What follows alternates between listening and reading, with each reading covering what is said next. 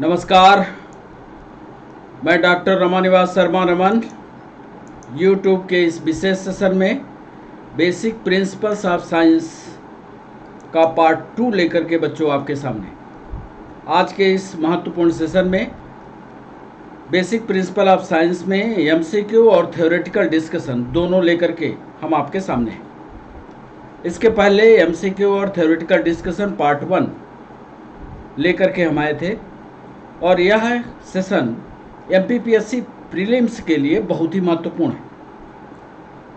MPPSC prelims में यदि आप सिलेबस देखोगे तो पहला ही लिखा हुआ है बेसिक प्रिंसिपल्स ऑफ साइंस। जितने भी साइंस के प्रिंसिपल्स हैं सब इसी में शामिल होते हैं, तो उसकी तैयारी आपको करनी होगी और सारे के सारे साइंस के सेशंस या साइंस के प्रिंसिपल्स आपको पढ़ने होंगे, उसी से ऑब्जेक्टिव तैयार होंगे।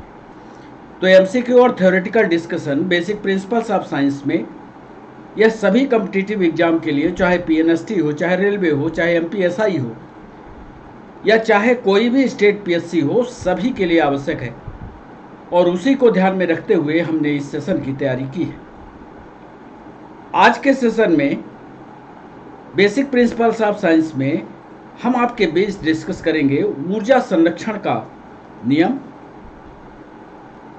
हम आपके बीच डिस्कस करेंगे पलायन वेग, एस्केप वेलोसिटी, और हम आज आपके बीच लाएंगे प्रेशर यानी दाब। इन 3 बिंदुओं पर महत्वपूर्ण डिस्कशन करेंगे, आपको समझाएंगे कितना पूछा जाता है आपकी परीक्षा में, ऐसे प्रश्नों को आपको दिखाएंगे, आपको बताएंगे, अंडरलाइन करवाएंगे। साथ ही साथ पीएनएसटी में, नीट में, एमपीपीएससी या यूपीएससी में जो सवाल पूछे गए हैं, ऐसे 10 सवालों को बेसिक प्रिंसिपल्स ऑफ साइंस में हमने आज तैयार किया है और वो 10 सवाल ऑब्जेक्टिव के रूप में सेशन के लास्ट में हम आपसे पूछेंगे। वो सवाल किसी भी विषय पर, फिजिक्स के किसी भी विषय पर हो सकते हैं।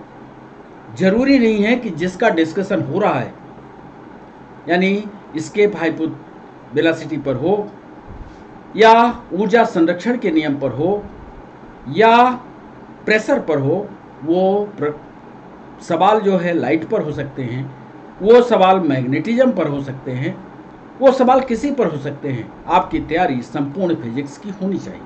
साथ ही साथ इस सेशन में हम आपसे ये उम्मीद करते हैं कि यदि आपकी तैयारी फिजिक्स की आने वाले कॉम्पिटिटिव एग्जाम के लिए पूरी है तो इससे हमको अंदाज़ा लग जाएगा कि आपको क्या पढ़ाना है। आगे के वीडियो में क्या वो चैप्टर हमें फिर से रिकॉर्ड करके आपको समझाने पड़ेंगे, इससे उन सवालों से हम अंदाज़ा लगा लेंगे। तो बेसिक प्रिंसिपल ऑफ साइंस में सबसे बड़ी महत्वपूर्ण चीज़ यह है कि सबसे पहले आप थ्योरी समझिए।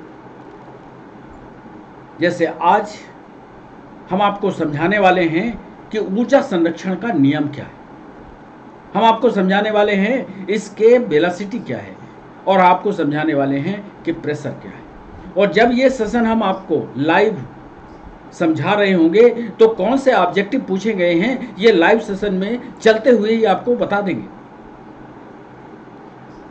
चैनल को सब्सक्राइब करना, चैनल को लाइक करना और चैनल को शेयर करना आपकी जिम्मेदारी है।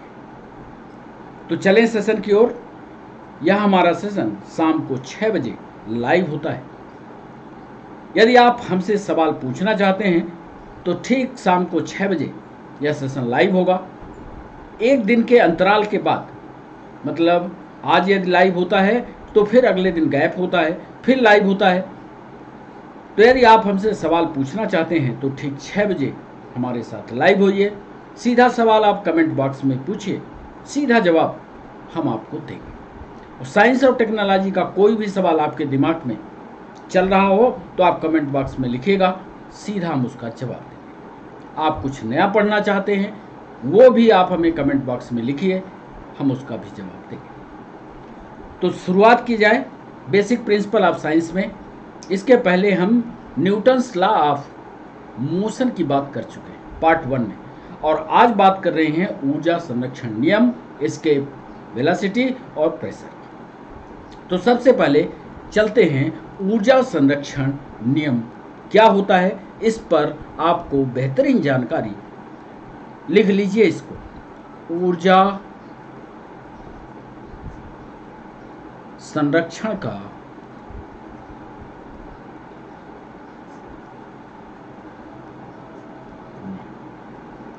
पहले तो इसको समझना होगा, है क्या ये ऊर्जा संरक्षण का नियम,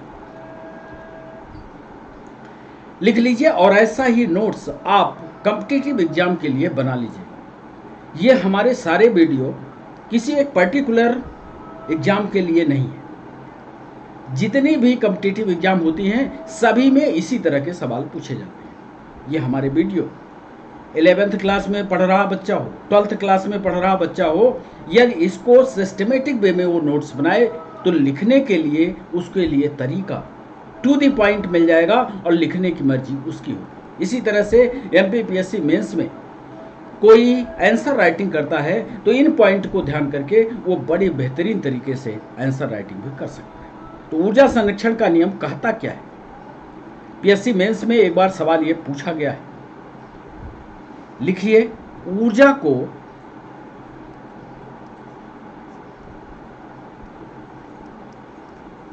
ना तो, ये आपके पास जानकारी है, सिर्फ आपके दिमाग से जो जानकारी है उसको जागृत करने की जिम्मेदारी मेरी। ऊर्जा को ना तो उत्पन्न किया जा सकता है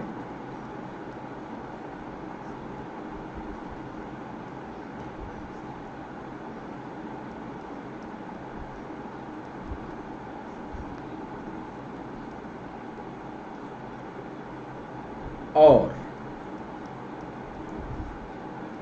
ना ही नष्ट।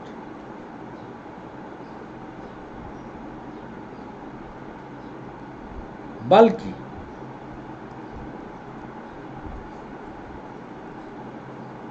ऊर्जा केवल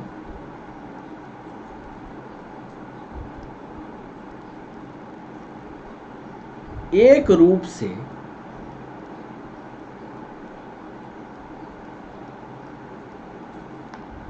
दूसरे रूप में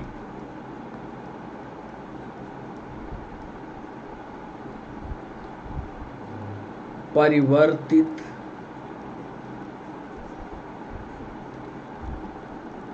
की जा सकती है। ये परिभाषा या ये ज्ञान हम बहुत छोटी अवस्था से या छोटी क्लास से पढ़ते आ रहे हैं।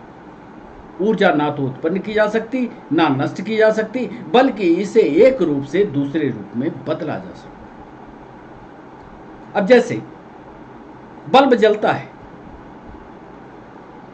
तो बल्ब जलता कैसे? जलने से पहले यह ऊर्जा किस रूप में रही होगी? जैसे हाइडल प्रोजेक्ट होते हैं, पानी से बिजली बनती है, ये आप जानते हो। तो पानी से प्रकाश कैसे बना? तो पानी जो है जा करके टरबाइन को घुमाता है। टरबाइन में जब घूमता है तो वहां पर जो एनर्जी होती है वो यांत्रिक ऊर्जा होती है। घूमने में ताकत लगी ना, तो पानी ने टरबाइन को घुमाया, यानी मैकेनिकल एनर्जी वहां पर उपयोग हुई। और वही मैकेनिकल एनर्जी किस ऊर्जा में बदल गई? विद्युत ऊर्जा। जितनी ऊर्जा आप लोगे उतनी ऊर्जा दूसरे रूप में आप परिवर्तित करो। आप चाहो कि ऊर्जा को हम स्टोर कर लें, नहीं कर सकते। ऊर्जा का आप एक रूप से दूसरे रूप में रूपांतरण कर सकते हो। आप चाहो कि नष्ट कर लो, नहीं कर सकते। तो ऊर्जा ना तो उत्पन्न किया जा सकता ना ही नष्ट किया जा सकता, बल्कि ऊर्जा केवल एक रूप से दूसरे रूप में परिवर्तित की जा सकती है। एक लाइन और यहीं पर लिख देना चाहते हैं। जब भी ऊर्जा किसी रूप में लुप्त होती है, जब भी ऊर्जा किसी रूप में लुप्त होती है,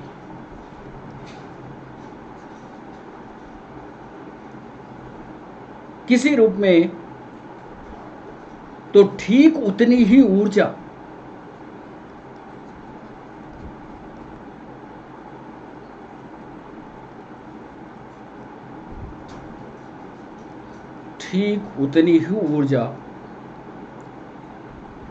अन्य रूप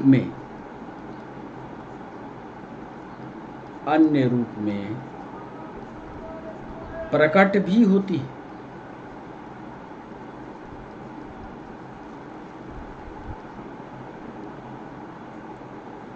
ये भी यहां लिख सकते हैं, अतः विश्व की संपूर्ण ऊर्जा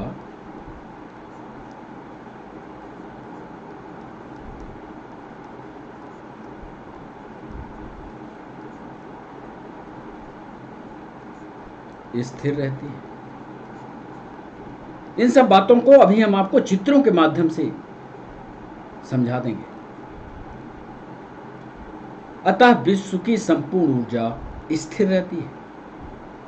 यही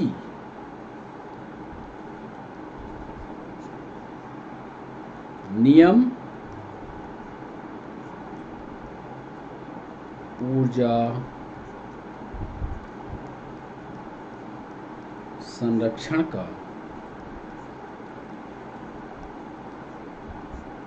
नियम कहलाता है। तो बच्चों, इस इन लाइनों को गंभीरता से पहले समझना। ऊर्जा को ना तो उत्पन्न किया जा सकता, ना ही नष्ट किया जा सकता, बल्कि ऊर्जा एक रूप से दूसरे रूप में परिवर्तित की जा सकती है। जब भी ऊर्जा किसी रूप में लुप्त होती है तो ठीक उतनी ही ऊर्जा अन्य रूप में प्रकट भी होती है। उदाहरण आपको बता दिया, मैकेनिकल एनर्जी चेंज हो रही है, इलेक्ट्रिकल एनर्जी। अतः विश्व की संपूर्ण ऊर्जा स्थिर रहती है। सबसे संसार में सबसे बड़ा स्रोत है सूर्य। सूर्य से ऊर्जा कौन लेता है? पेड़ पौधे लेते हैं। पेड़ पौधों के फल फूल के रूप में ऊर्जा हम अपने अंदर लेते हैं। और ये ऊर्जा यदि हम चाहें कि ऊर्जा अपने अंदर ग्रहण करके स्टोर कर लें, ऐसा नहीं होगा। इस संसार से हमें जाना होगा और वो ऊर्जा मिट्टी में फिर मिलेगी, फिर से ये साइकिल चलती रहेगी। कुल मिलाकर के जो ऊर्जा हमने सूर्य से ली है वो ऊर्जा हमें सूर्य को लौटानी ही पड़ेगी। ऐसा हमारा ऊर्जा संरक्षण का नियम कहता है। चित्र हमने बनाए, इसको देखिए। एन ऑटोमोबाइल इंजन, ये आप देख रहे हो, ये गाड़ी है। An automobile engine change chemical energy to mechanical energy and heat energy. आप सबके पास गाड़ी होगी, गाड़ी में आप पेट्रोल भरवाते हो, ठीक। अब जब आप पेट्रोल भरवाए तो ऑटोमोबाइल का जो इंजन है वो पेट्रोल किस में हुआ? केमिकल एनर्जी में, रासायनिक पदार्थ था। तो केमिकल एनर्जी ने क्या किया? पेट्रोल ने, उस केमिकल एनर्जी ने गाड़ी के इंजन को ताकत दी। पेट्रोल के ने ताकत दी तो उससे यांत्रिक ऊर्जा बनी, यानी मैकेनिकल एनर्जी बनी। और मैकेनिकल एनर्जी में यदि गाड़ी को आप लंबे समय तक चला दो तो गाड़ी थोड़ी देर में गर्म हो जाती है।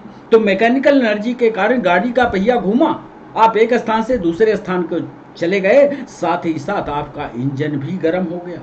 तो दो तरह की ऊर्जा बनी, यानी ये केमिकल एनर्जी दो रूपों में बदल गई, एक तो मैकेनिकल एनर्जी में और दूसरी हीट एनर्जी। ज्यादातर बच्चों से जब हमने सवाल पूछा तो ज्यादातर बच्चों ने इसका जवाब सिर्फ मैकेनिकल एनर्जी जवाब दिया।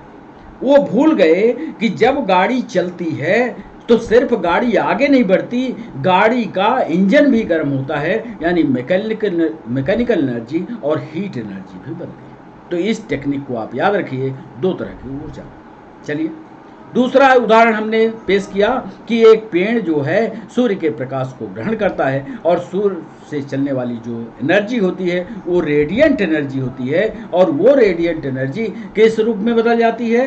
कार्बोहाइड्रेट, फैट, प्रोटीन के रूप में बदल जाती है। यानी रेडिएंट एनर्जी चेंज हो रही है रासायनिक ऊर्जा में। एक तीसरा उदाहरण भी हमने दिया। तीसरा उदाहरण कैसे दे रहे हैं? Hammering A nail change mechanical energy into deformation of heat energy. आप ये कील को ठोकिए, हथौड़ा लीजिए और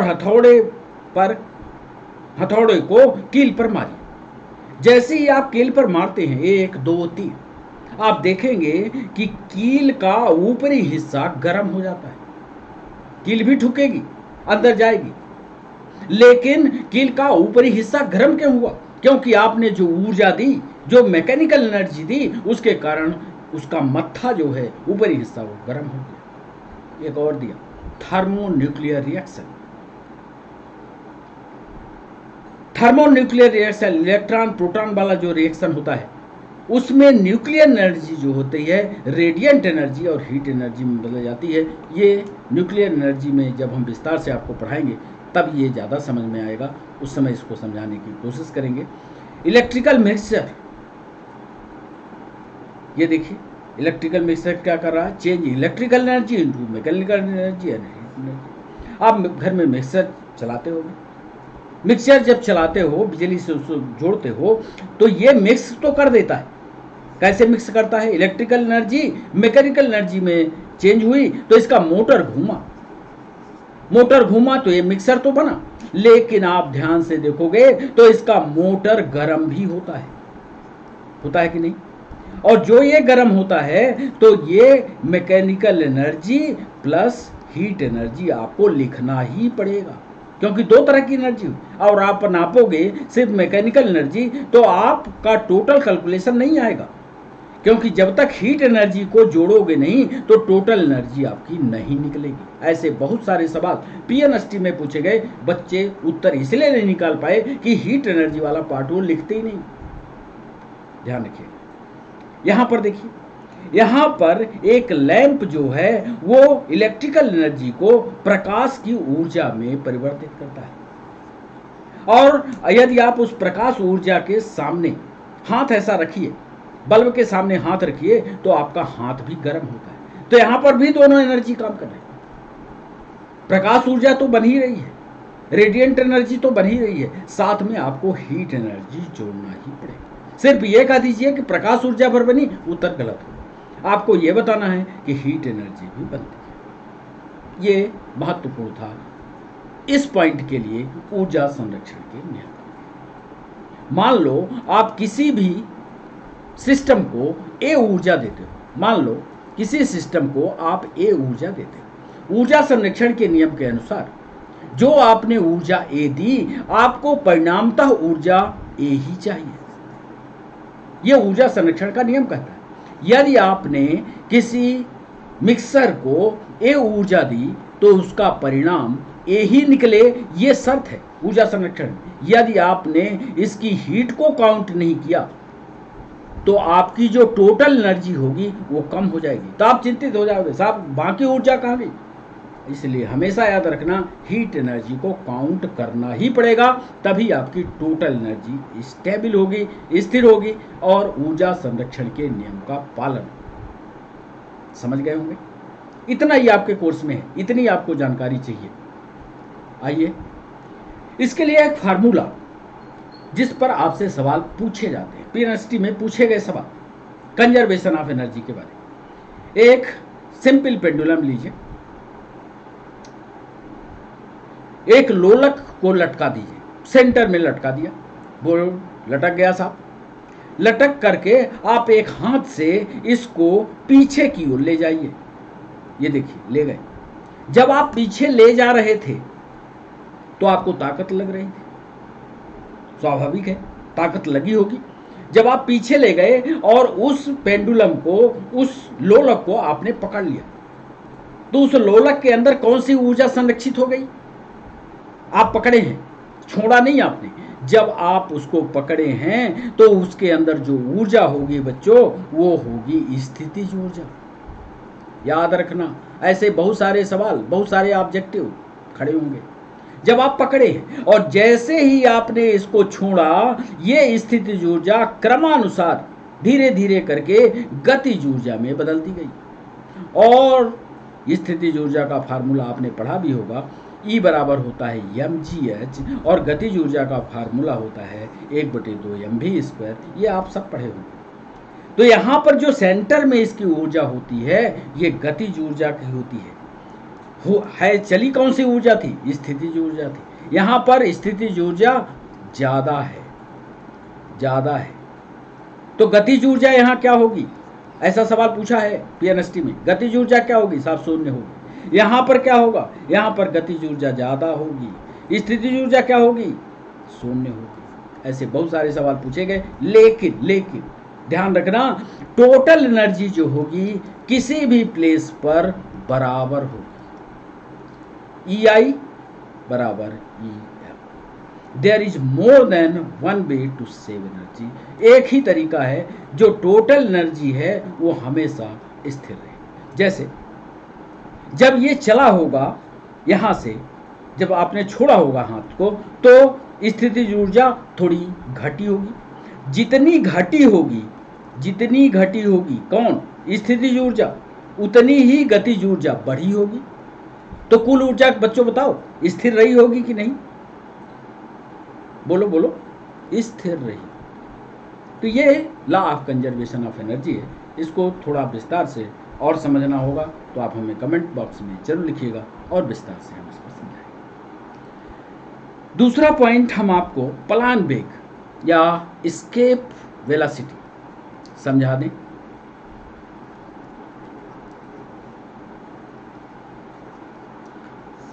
पलायन वेग क्या है?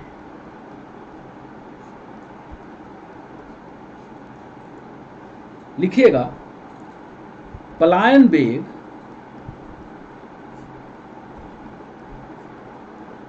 वह न्यूनतम वेग है। बहुत सारे सवाल इस पर पूछे जाते हैं। वह न्यूनतम वेग है जिससे कोई पिंड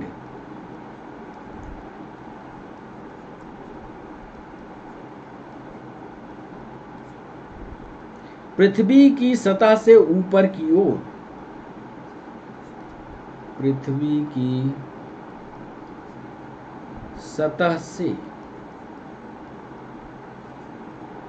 ऊपर की ओर फेंके जाने पर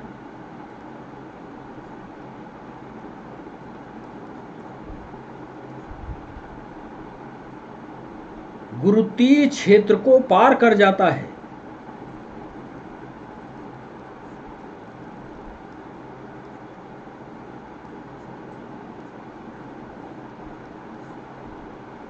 गुरुत्वीय क्षेत्र को पार कर जाता है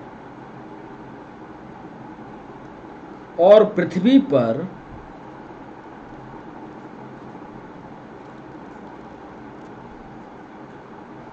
वापस नहीं आता। यह पहला पॉइंट है। पहले पॉइंट में हमने लिखा पलायन वेग सबसे न्यूनतम वेग है, मिनिमम वेलोसिटी है, न्यूनतम वेग है जिसमें किसी पिंड को पृथ्वी की सतह से, जहां आप खड़े हो वहां से कोई वस्तु को किसी भी डायरेक्शन में फेंक दो और यदि वह लौट करके पृथ्वी पर ना आए, अभी आप पत्थर उठाते हो फेंकते हो, थोड़ी देर बाद पत्थर फिर से पृथ्वी पर आता है। किसके कारण आता है? गुरुत्वाकर्षण के कारण आता है, क्योंकि पृथ्वी हमारी गुरुत्वीय बल लगाती है, उसको खींचती है। हम ये कह रहे हैं कि न्यूनतम वेग से ऐसा फेंको पत्थर कि फिर से पृथ्वी पर ना लौटे। तो ये जो न्यूनतम वेग होता है यही कहलाता है पलायन। और दूसरा पॉइंट आपको सरलता के लिए लिख रहे हैं। दूसरा पॉइंट देखिए, पलायन वेग का मान, ये सारे पॉइंट पूछे गए हैं। पलायन वेग का मान 11.2 किलोमीटर प्रति सेकंड। मतलब यदि आपके पास वस्तु है और यदि आप वस्तु को 11.2 किलोमीटर पर सेकंड की स्पीड से पृथ्वी की सतह से फेंकते हैं तो वो वस्तु कभी लौटकर नहीं आएगी।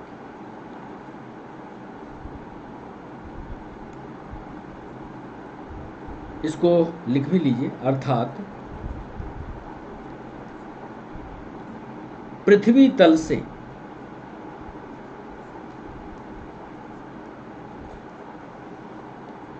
किसी वस्तु को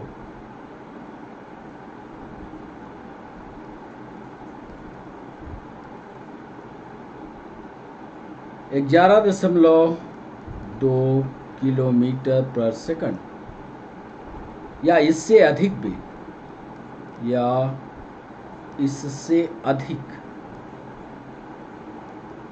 वेग से ऊपर किसी भी दिशा में, दोनों ऑब्जेक्टिव पूछे गए, इससे अधिक वेग से ऊपर किसी भी दिशा में फेंक दिया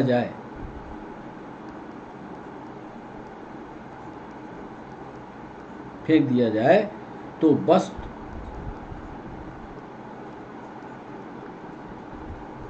पृथ्वी पर वापस नहीं आती। एक बार ये सवाल पीएनएसटी में पूछा कि क्या दिशा फिक्स होनी चाहिए? आपका जवाब होना चाहिए किसी भी दिशा में फेंचो, किसी भी दिशा में पत्थर उछालो, किसी भी दिशा में फेंचो, किसी भी पर्टिकुलर दिशा निर्धारित नहीं है। हाँ, निर्धारित क्या है, 11.2 किलोमीटर पर सेकंड होनी चाहिए स्पीड। तीसरा पॉइंट भी लिख लो, पलायन वेग का मान। यूपीएससी में पूछा गया सवाल, पलायन वेग का मान मंगल ग्रह पर, इसका उत्तर आप बताओगे। जब हम 6 बजे लाइव होंगे तो आप कमेंट बॉक्स में इसका उत्तर हमें बताना। पलायन वेग का मान मंगल ग्रह पर सबसे कम,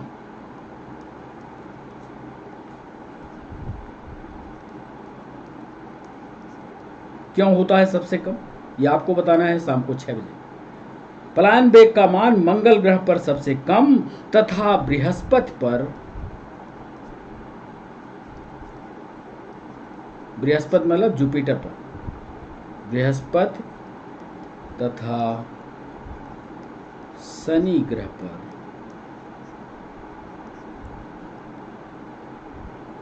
सबसे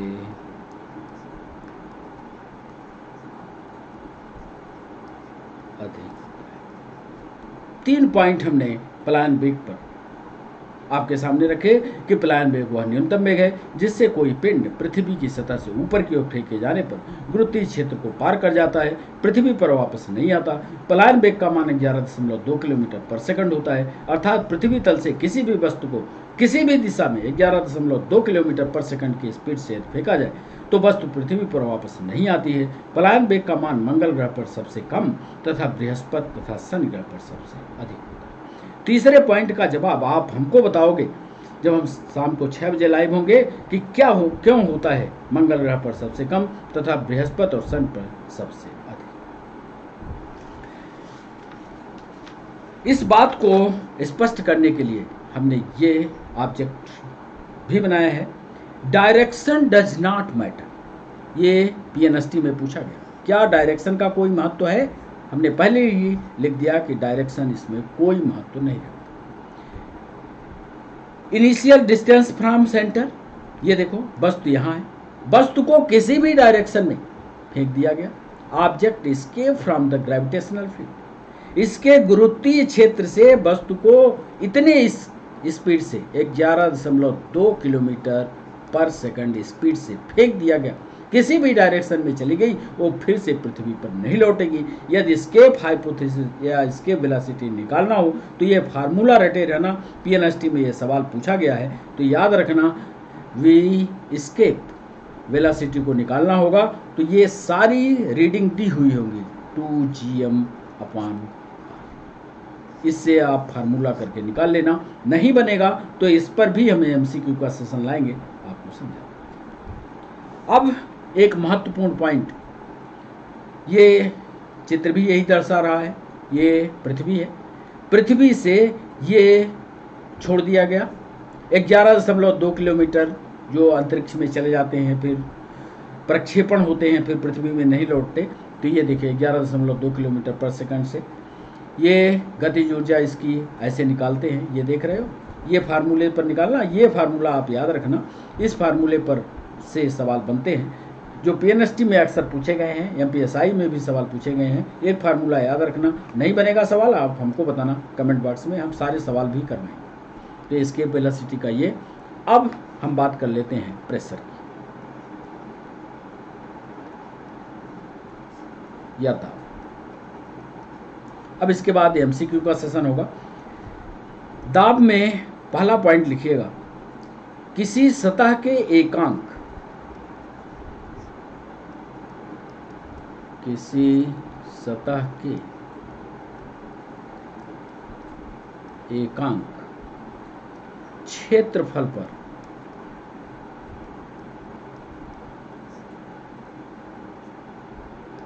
लगने वाला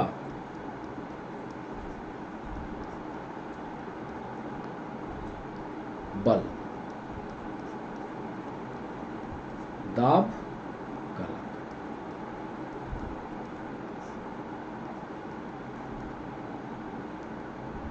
है। यानी यह दाब को P से दिखाया जाए, दाब बराबर F अपान A बराबर, इसी को कह सकते हैं पृष्ठ का लंबवत बल बटे पृष्ठ का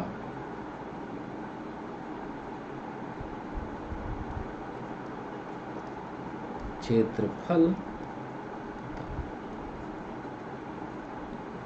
याद रखिएगा, किसी सतह के एकांक क्षेत्रफल पर लगने वाला बल दाब कहलाता है। दूसरा पॉइंट जो ऑब्जेक्टिव में पूछा जाता है कि दाब का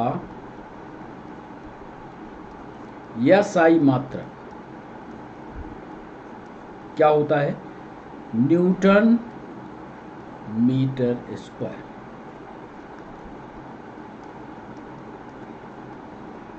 अब ये एरिया का तो आप जानते हैं, एरिया वाला ऊपर चला जाएगा तो न्यूटन मीटर स्क्वायर एरिया का निकाल लीजिए, फोर्स का निकाल लीजिए तो इसका न्यूटन होता है। ये सब आप जानते हैं, कई बार हमने इसको आपको अनअकैडमी के प्लेटफॉर्म पर पढ़ाया भी है। न्यूटन मीटर होता है, जिसे पास्कल भी कहा जाता है।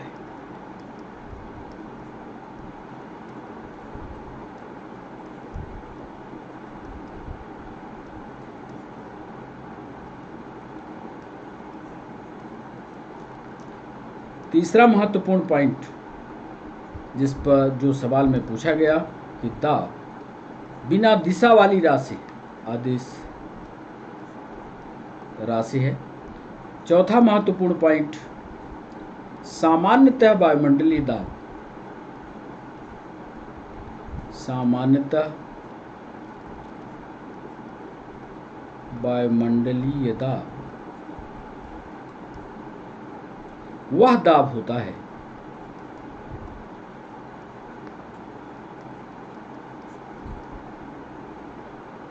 जो पारे के 76 सेंटीमीटर लंबे कॉलम के द्वारा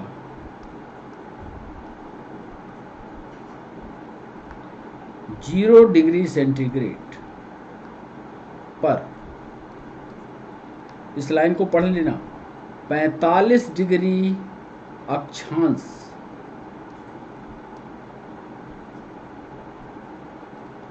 पर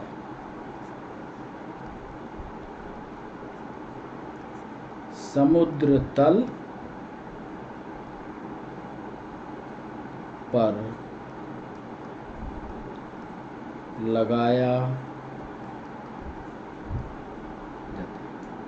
ये 76 डिग्री कैसे समुद्र तल या पारे के दाब के बराबर होता है। इस बात की थोड़ी सी व्याख्या हमने की है, विस्तार नहीं किया है, कि सामान्यतः वायुमंडलीय दाब वह दाब होता है जो पारे के 76 सेंटीमीटर लंबे कॉलम के द्वारा 0 डिग्री पर, ध्यान रखना 0 डिग्री और 45 डिग्री अक्षांश पर समुद्र तल पर लगाया जाता है। और वायुमंडलीय दाब का एक पॉइंट और नोट कर लीजिएगा कि वायुमंडलीय, ये भी पूछा गया यूपीएससी में सवाल, वायुमंडलीय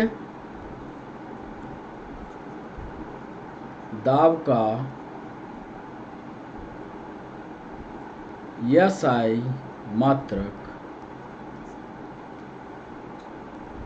बार होता है, BAR।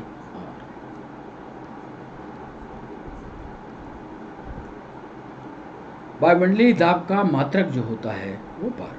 तो इतने पॉइंट पर प्रेशर को पढ़े रहिएगा। सारे ऑब्जेक्टिव जितने पूछे गए सारे ऑब्जेक्टिव को हमने लिख दिया है। इतना पढ़े रहेंगे तो कोई भी, चाहे PSC प्री का सवाल हो, PNST का हो, वो सारे सवाल आपसे बनेंगे। फार्मूला याद रखिएगा, 2 डिजिट दी हुई हैं तो प्रेशर निकालिएगा।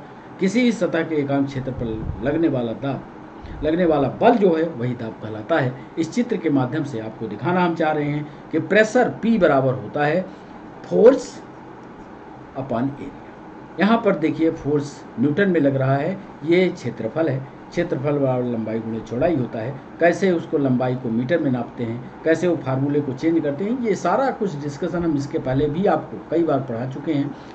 ये प्रेशर कैसे लग रहा है, ये एरिया है और ये प्रेशर लग रहा है, और इस पर्टिकुलर एरिया पर, एकांक क्षेत्रफल पर जो चीज़ लग रही है उसी को प्रेशर कहते हैं। प्रेशर P बराबर होता है फोर्स अपॉन एरिया।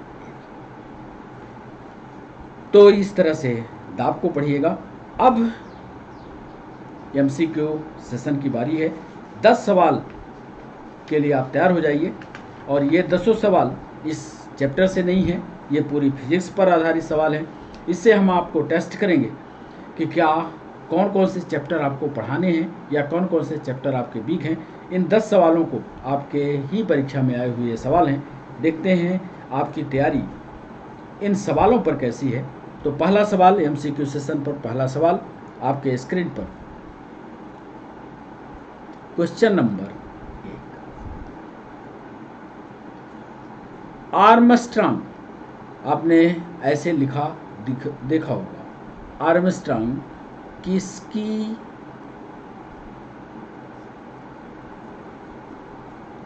इकाई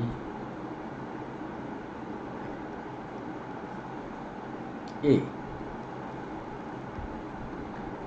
क्या यह लेंथ की है,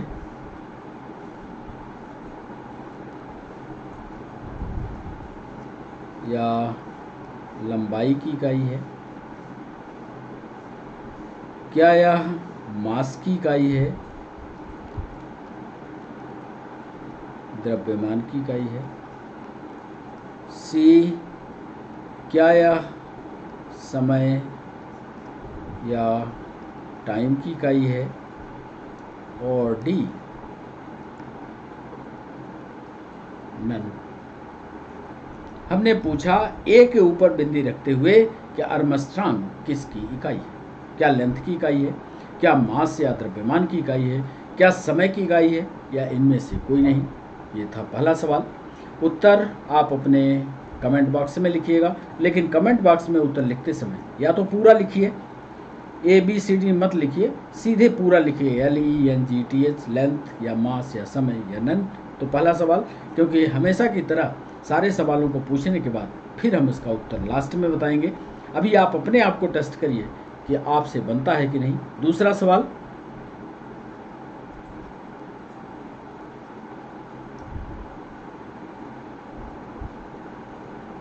आकाश नीला दिखाई देता है क्योंकि A, वास्तव में नीला है, PNST में पूछा गया सवाल है, वास्तव में नीला है। B, अन्य रंगों से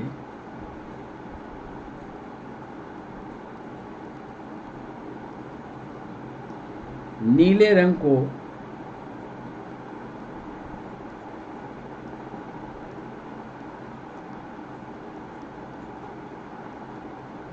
वातावरण में अधिक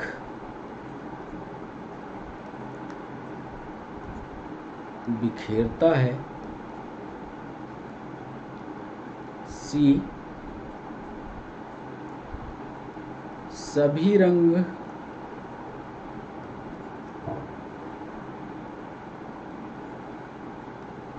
मिलकर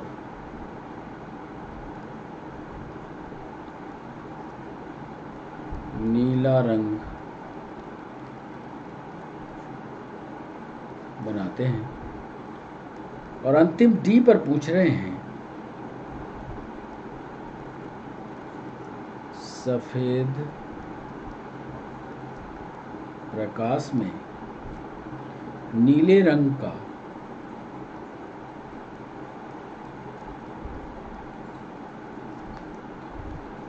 आधिपत्य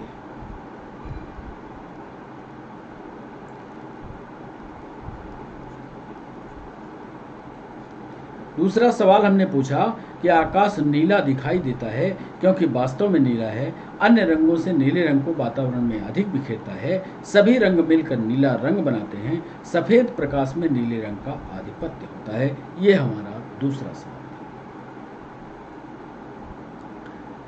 मध्य प्रदेश पीएससी में पूछा गया ये सवाल, क्वेश्चन नंबर 3। किसी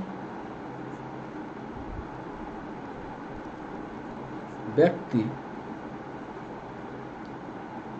का पूरा प्रतिबिंब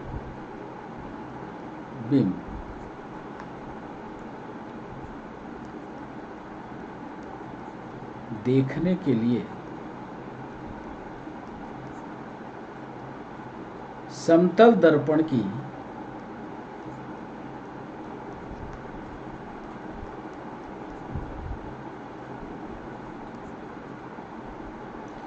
न्यूनतम ऊंचाई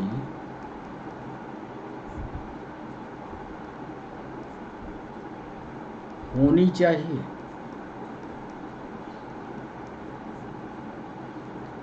ए, व्यक्ति के ऊंचाई के बराबर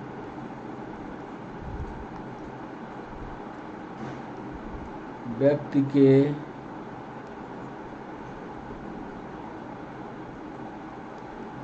ऊंचाई की आधी। सी व्यक्ति के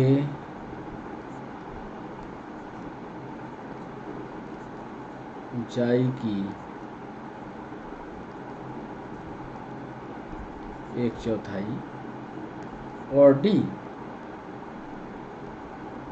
व्यक्ति के ऊंचाई की 2 गुनी। हमने सवाल पूछा किसी व्यक्ति का पूरा प्रतिबिंब देखने के लिए समतल दर्पण की न्यूनतम ऊंचाई क्या होनी चाहिए। व्यक्ति की ऊंचाई के बराबर होनी चाहिए, व्यक्ति की ऊंचाई की आधी होनी चाहिए, व्यक्ति की ऊंचाई की 1/4 होनी चाहिए, व्यक्ति की ऊंचाई की 2 गुनी होनी चाहिए। ये था तीसरा सवाल।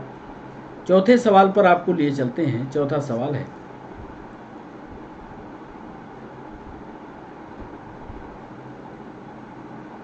एमपीएसआई में और रेलवे में दोनों में पूछा गया, आकाश नीला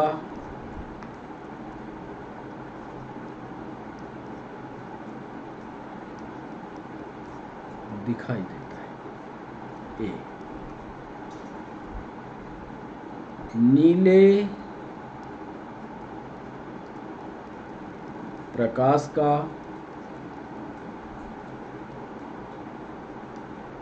प्रकीर्णन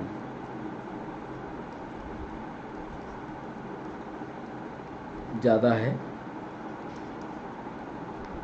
लाल प्रकाश का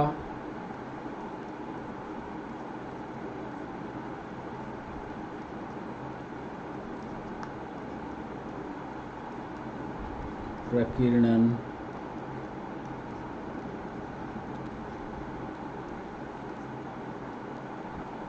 नीले प्रकाश का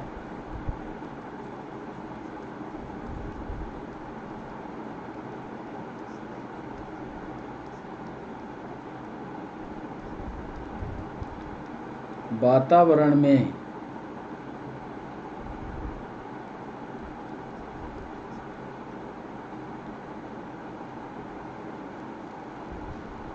अवशोषण कम है, और डी नीले प्रकाश का वातावरण में अवशोषण ज्यादा। चौथा सवाल हमने पूछा कि आकाश नीला दिखाई देता है, नीले प्रकाश का प्रकीर्णन ज़्यादा है, लाल प्रकाश का प्रकीर्णन ज़्यादा है, नीले प्रकाश का वातावरण में अवशोषण कम है, नीले प्रकाश का वातावरण में अवशोषण ज़्यादा है। 5वें सवाल पर आपको ले चलते हैं। 5वां सवाल है हमारा, मृग तृष्णा। ये तो सवाल कई बार आपसे पूछा भी गया होगा। मृग तृष्णा उदाहरण है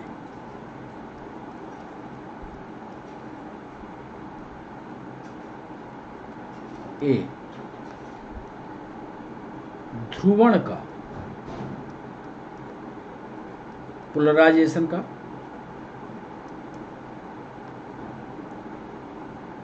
पूर्ण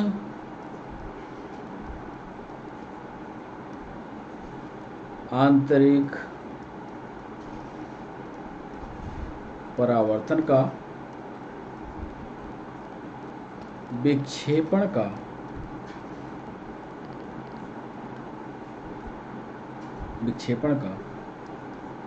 या विवर्तन का। मृग तृष्णा किसका उदाहरण है? ध्रुवण का है, पूर्ण आंतरिक परावर्तन का है, विक्षेपण का है, या विवर्तन का है। चलिए आपको 6वें सवाल पर लिए चलते हैं। 6वां सवाल रेलवे में पूछा गया ये सवाल, यूनिवर्सिटी में भी आया है, झारखंड पीएससी में भी आया है। 6वां सवाल,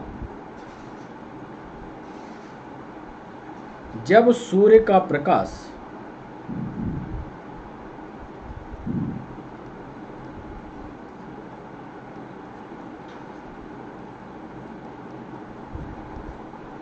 प्रिज्म से गुजरता है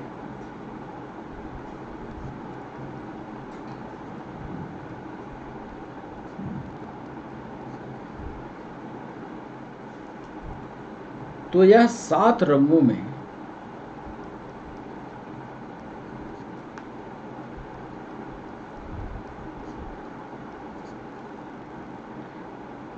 बट जाता है। सही है। निम्न में से कौन सा रंग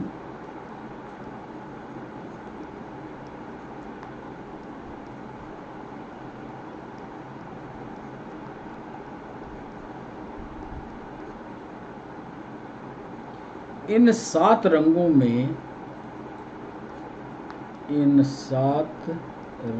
में नहीं होता? ए बैगनी, बी हरा, भूरा, नीला। जब सूर्य का प्रकाश प्रिज्म से गुजरता है तो यह 7 रंगों में बढ़ जाता है। निम्न में से कौन सा रंग इन 7 रंगों में नहीं होता? 7वां सवाल, यूपीएससी में पूछा गया सवाल, किसी चीज का वास्तविक, चीज या वस्तु का वास्तविक तथा समान आकार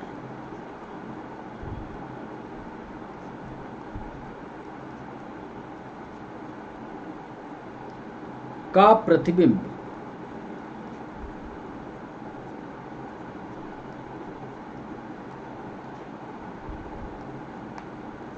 प्राप्त करने के लिए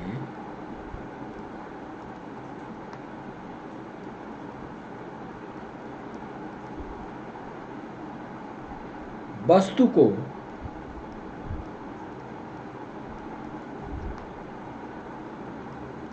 उत्तल लेंस के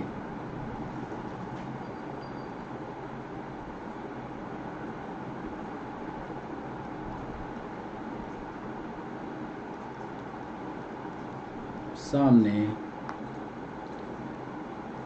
किस स्थान पर रखना उचित होगा। ए, लेंस के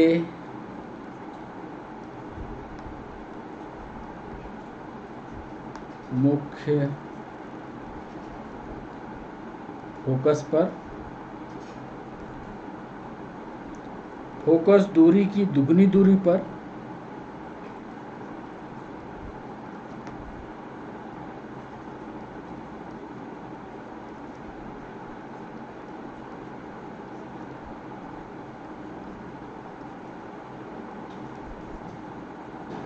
अनंत पर या लेंस के प्रकाशीय केंद्र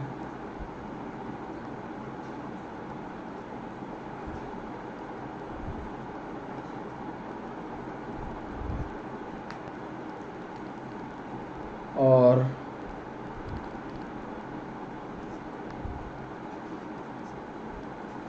मुख्य फोकस दूरी के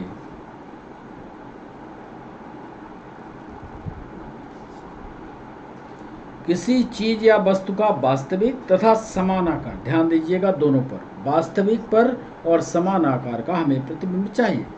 आप बताइए हमें कि वस्तु को आप कहाँ रखोगे, क्या लेंस के मुख्य फोकस पर, फोकस दूरी से दुगनी दूरी पर, अनंत पर या लेंस के प्रकाशीय केंद्र और मुख्य फोकस दूरी पर। 8वें सवाल पर आपको लिए चलें।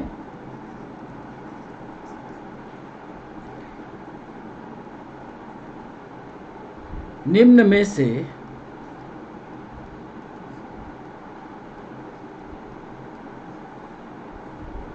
कौन सी वस्तु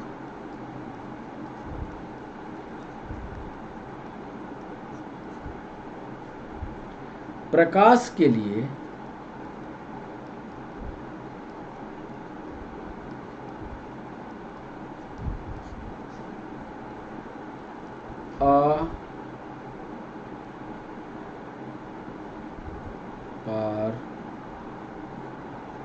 अपारदर्शी है? ए, शुद्ध पानी, बी, शीशा,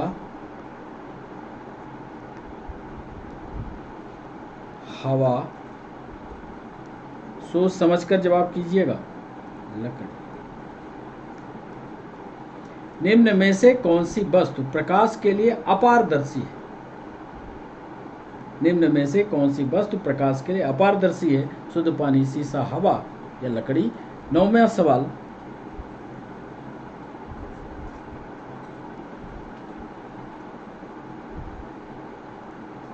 एमपीपीएससी में पूछा गया सवाल, प्रकाशीय तंतु, ऑप्टिकल फाइबर जिसको आप बोलते हो, का उपयोग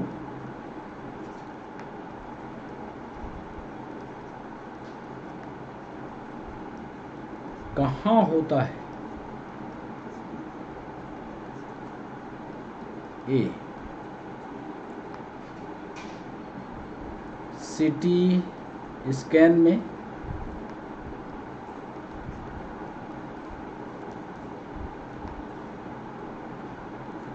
एक्सरे में,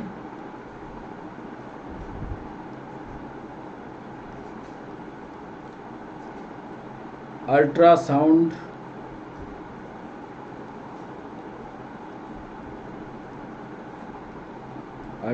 में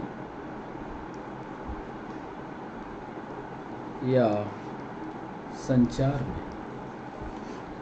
ऑप्टिकल फाइबर का उपयोग कहाँ होगा?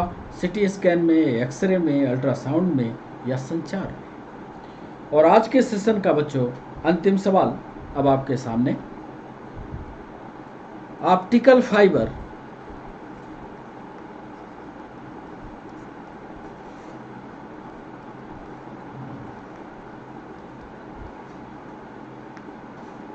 किस सिद्धांत पर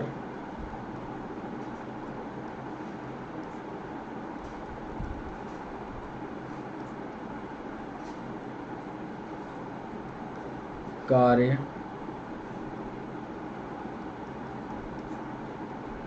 करता है? ए, प्रकाश के अपवर्तन पर,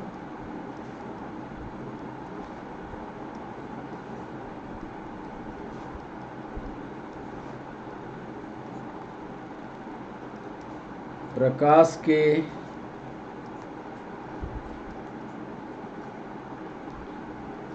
परावर्तन पर,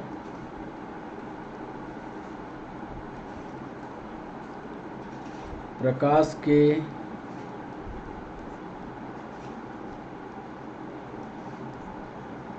पूर्ण आंतरिक परावर्तन पर, या डी,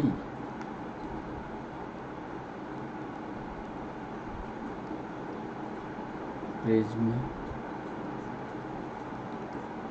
सिद्धांत। अंतिम सवाल हमने आपसे पूछा कि ऑप्टिकल फाइबर किस सिद्धांत पर कार्य करता है? क्या वह प्रिज्म सिद्धांत पर है, क्या प्रकाश के पूर्ण आंतरिक परावर्तन के सिद्धांत पर है, क्या प्रकाश के परावर्तन पर है, क्या प्रकाश के अपवर्तन पर है? तो ये 10 सवाल, इन 10 सवालों से ये तय हो जाएगा कि क्या आपको लाइट पढ़ानी पड़ेगी या आप अपने आप पढ़ोगे। अब बारी है सही जवाब देने की। तो चलिए पहले सवाल की ओर चलते हैं। पहले सवाल में हमने आपसे पूछा था आर्मस्ट्रांग किसकी इकाई है?